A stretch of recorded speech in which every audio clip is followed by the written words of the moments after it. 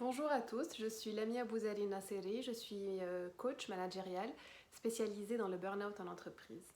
Aujourd'hui, je vais vous parler de l'importance du bien-être. Et oui, pendant cette période de pandémie de Covid-19, nous avons tous vu autour de nous des personnes qui ont vraiment réalisé leurs objectifs personnels et professionnels, mais vraiment haut les mains, et d'autres qui ont vraiment eu beaucoup de mal et qui ont vraiment qui se sont transformés en pompiers à éteindre les besoins des uns et des autres au niveau professionnel et personnel.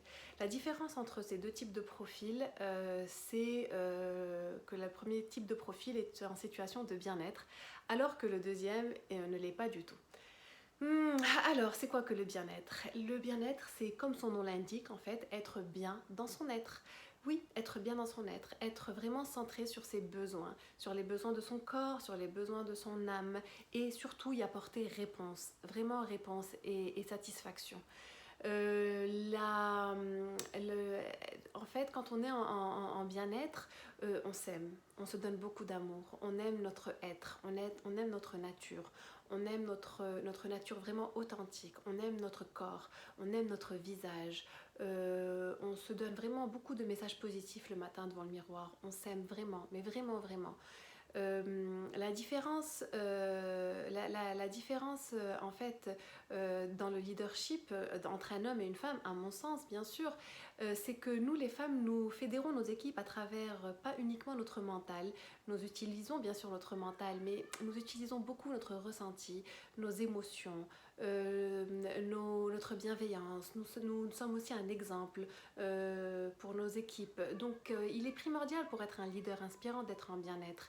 Et pour être en bien-être, c'est pas si compliqué que ça. C'est vraiment s'accorder du temps pour soi, faire des activités qui nous apportent du bien, être vraiment connecté à nos besoins et à nos désirs. Et quand on n'a pas envie de faire quelque chose, eh ben on ne le fait pas, on ne se force pas, on trouve un autre moment.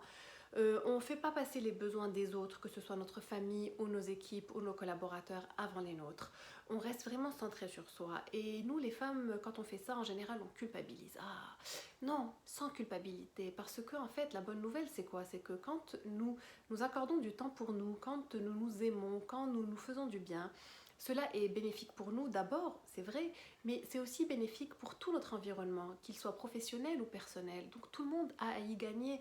Donc vraiment, accordez-vous du temps sans la moindre culpabilité.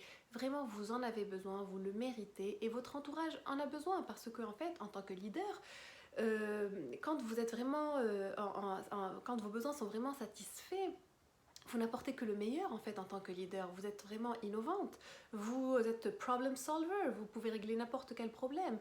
Vous êtes vraiment superbe avec vos équipes parce que vous avez de la patience pour eux, vous avez vraiment envie de les aider, vous avez beaucoup d'énergie parce que oui, oui, oui, oui, oui, quand on est en bien-être, on a beaucoup d'énergie. Et je vous renvoie aussi à la pratique du Miracle Morning de Hal Elrod. C'est un outil magnifique.